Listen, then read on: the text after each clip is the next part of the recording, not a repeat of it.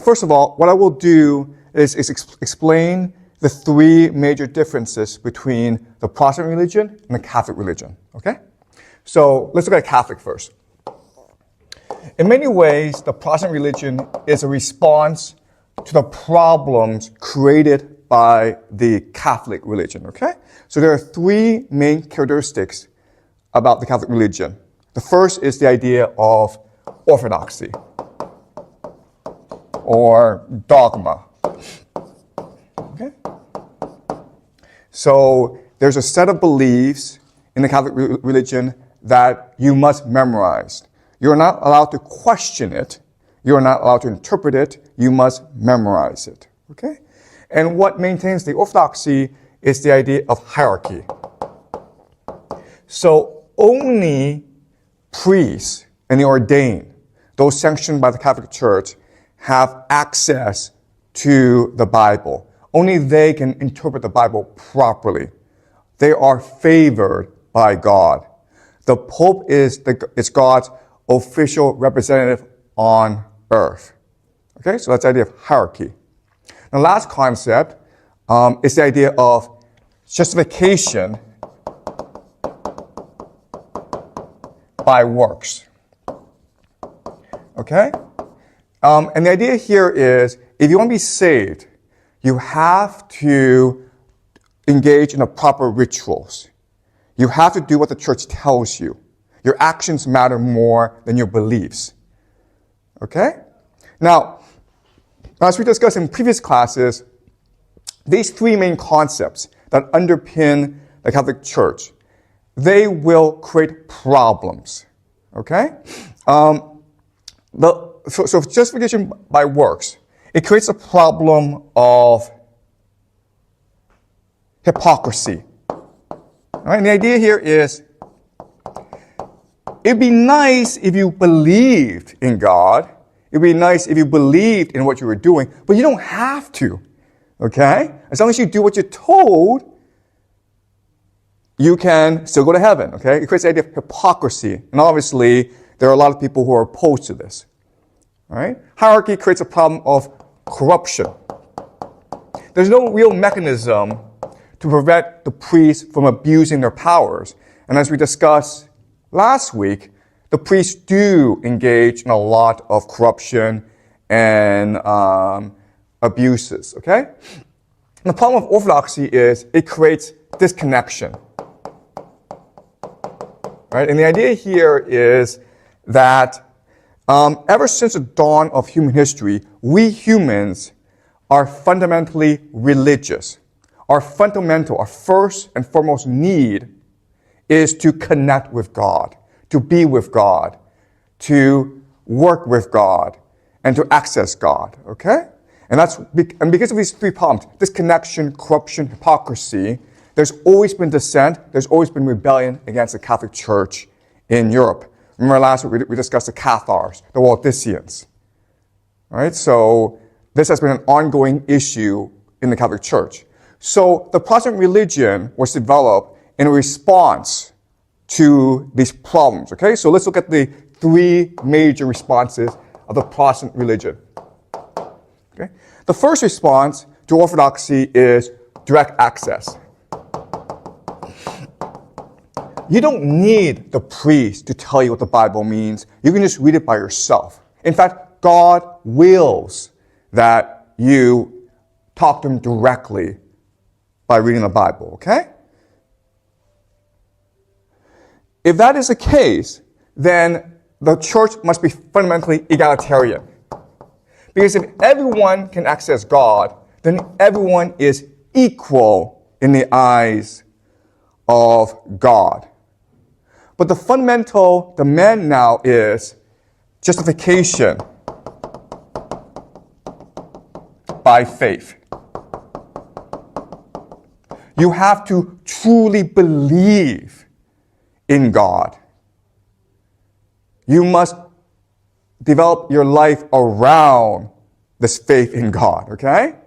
So, on one hand, the Protestant religion is solving a lot of problems created by the church. But on the other hand, it's also creating a lot of problems as well, okay? So let's go very quickly over some of the major problems. If it's justification by faith, it creates a problem of anxiety. Why? Because how do you know you truly believe in God? Does that make sense? How do you really know you have faith? You have to constantly prove to yourself that you truly believe in God through actions, through works. Okay? You have to erase doubt in your mind. And this makes you anxious. It makes you antic, okay? So that's one huge problem created by the Protestant religion. The second big problem is a problem of diversity. If everyone is equal, then everyone can start his or her own religion. And what we will see during the Protestant Reformation is an explosion of different religions with they're all different sets of beliefs. There's only one Catholic Church, but there's like tens of thousands of Protestant denominations. Okay? Does that make sense? Okay? All right. So then with direct access, you are forced to have literacy, okay? You are forced to educate yourself. All right? And this is a good thing, right? But it's also a problem because if you're poor, you may not have access to education. All right? So this is a problem for a lot of people. And that's why in the beginning of the development of Protestantism, most of the adherents to this new religion are actually the aspirational middle class. The people of some means. There are people who want to aspire to more wealth. Okay? So this is the basic rundown of the differences between the Protestant religion and the Catholic religion. All right? All right. Are you clear about this? Are any questions so far? Is this clear to you? Okay. All right. So now I'm going to go deeper, explain the problems that this new religion creates in the minds of the faithful, okay? The faithful. All right. Okay. So the problem that within the Christian religion, as we discussed in previous classes, is the idea of the Holy Trinity. Okay, the Holy Trinity.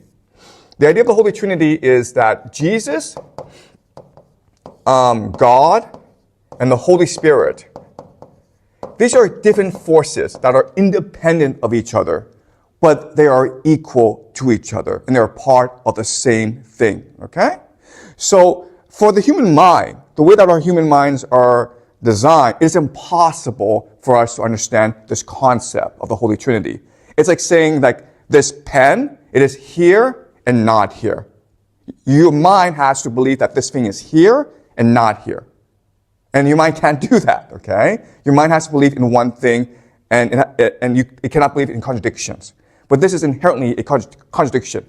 The only way that our mind can process this is by believing that this is a symbol. Okay?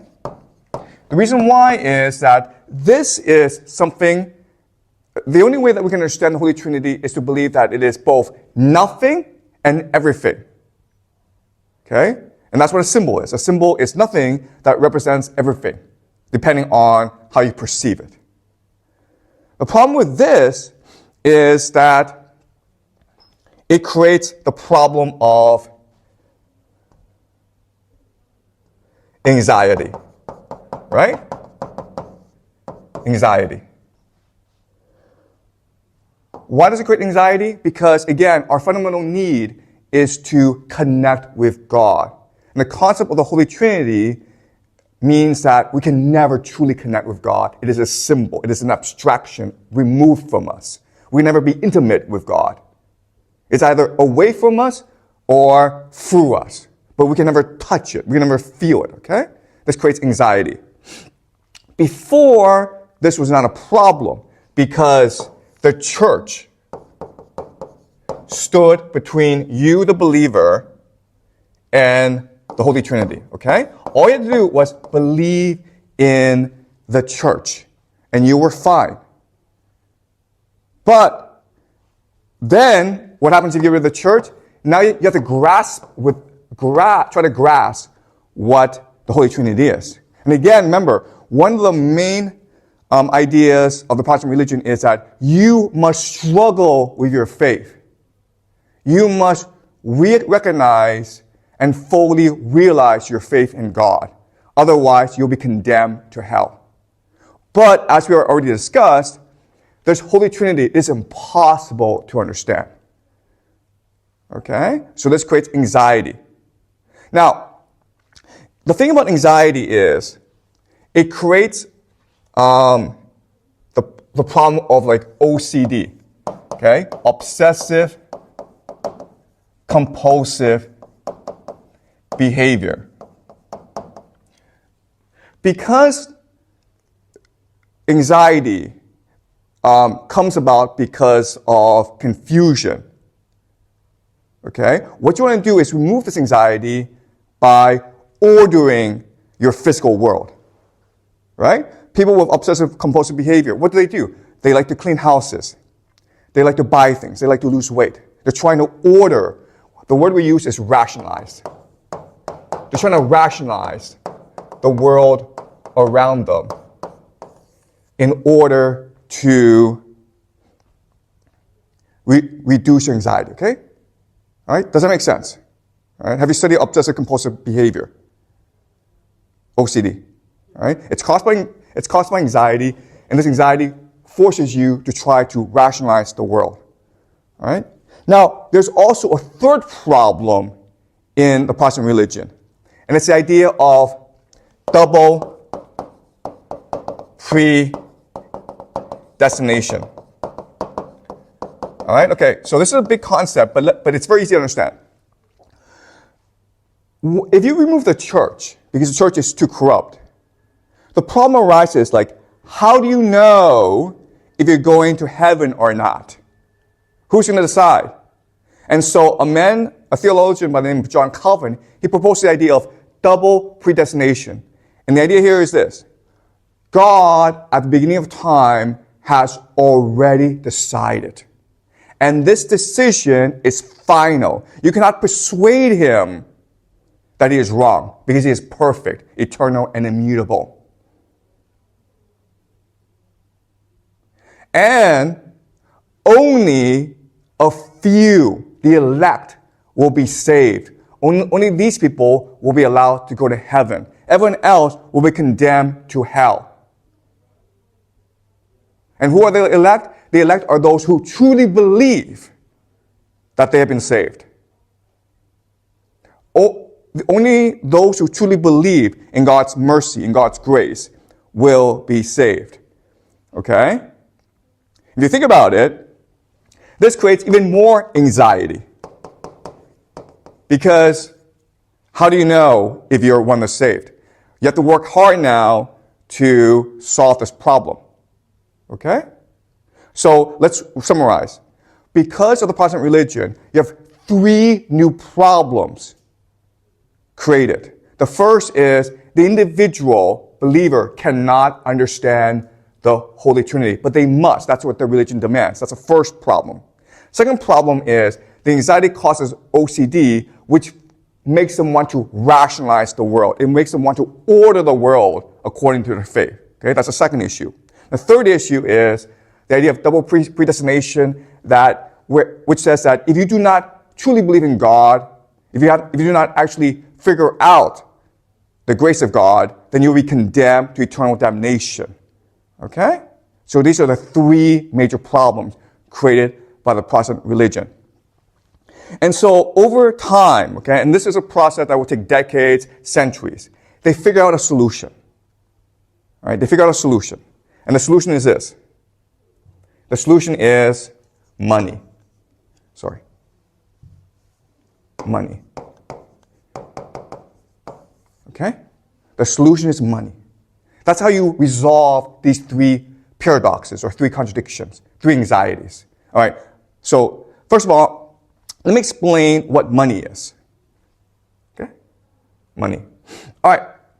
So in the world, we are all different. We have different perspectives. Okay?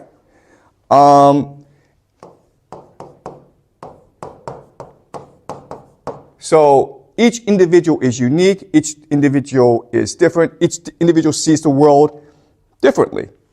And this creates confusion. This creates problems, okay? I'm going to ask you, while you're in school, you might say, oh, I'm here to learn mathematics. I might ask someone else, like, oh, I want to go to America for college. Another person might be like, I want to learn, okay? Each person is different, okay? But what happens is this. If I introduce the concept of money, what it does is it standardizes, systemizes, clarifies, and simplifies everyone's understanding into one concept, into a coherent whole. Okay? So let me use an experiment to show you why this is true. All right. So some experimenters, they gave everyone a wine test. They put 3 different bottles of wine in front of each person, asked each person to taste the wine, and then asked each person which wine is the best. And most people could not tell the difference. They were different. These are different bottles of wine, but they didn't know which one was better. Okay?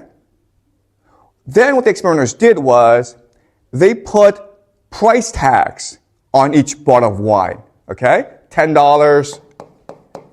$20, $50. And then when the experimenters did this, everyone knew, oh, of course the $50 bottle of wine is better. Okay? So that's what money does. Money allows us to simplify the world in order to understand it. Okay? So all our beliefs, all our values, our judgment now is placed into this one symbol, money. But then what happens is we then take this money and we reshape the world according to money. Okay, does that make sense? Now I ask you, why are you going to school? Everyone's like, to make money in the future. Everyone agrees on this. Okay? So that's what money is. Money is a system to standardize everyone's thought. And then once the standardization happens, it reshapes reality into a rational order. Okay, does that make sense? All right? Okay, so let's go back. Okay, now that we understand what money is, we can now explain how money reduces the paradoxes, right? Money is a way for people to rationalize the world. You're anxious? What do you do to reduce this anxiety? Make money. Make more money. Don't stop until you make the most money, okay? Then, money is a way to resolve the God issue. Because money is also a symbol. So what you can do mentally is conflate God with money. Money is God. God is money. That makes sense to people. Right?